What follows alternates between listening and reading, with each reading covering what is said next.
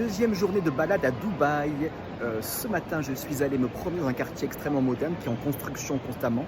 C'est ce quartier où ils ont construit sur la mer le Palmier, qui regroupe des hôtels de grand luxe, des propriétés de stars. Alors c'est très drôle parce qu'il y a carrément des panneaux qui indiquent où sont les grandes stars, américaines surtout.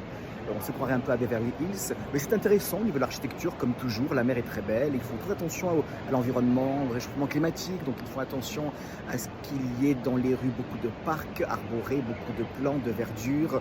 Ils font attention à tout ça, même si après, c'est quand même une des villes, à mon avis, qui pollue le plus au niveau de l'énergie qu'elle consomme. Voilà, le matin, on est à l'extérieur, donc il fait 34-35 degrés avec 90% d'humidité. Et l'après-midi, on se réfugie dans des centres commerciaux gigantesques, avec station de ski, avec patinoire, avec une cascade, des gens qui se baignent. Et puis on fait du shopping à Dubaïote, donc c'est très intéressant. Mais ce qui est vraiment pour moi inspirant, c'est l'architecture que je trouve bluffante, riche, folle.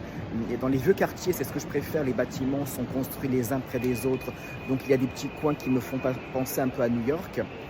Et j'aime beaucoup, parce que j'aime les villes comme Paris, comme New York, Londres, où on peut vraiment marcher à pied.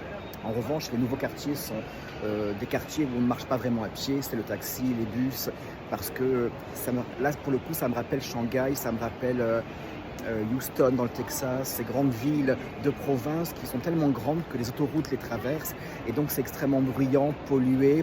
Dubaï est construit sur le désert, donc il y a beaucoup de sable qui vole, avec l'humidité, la chaleur.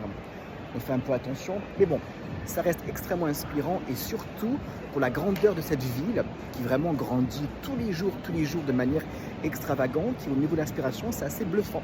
À très bientôt.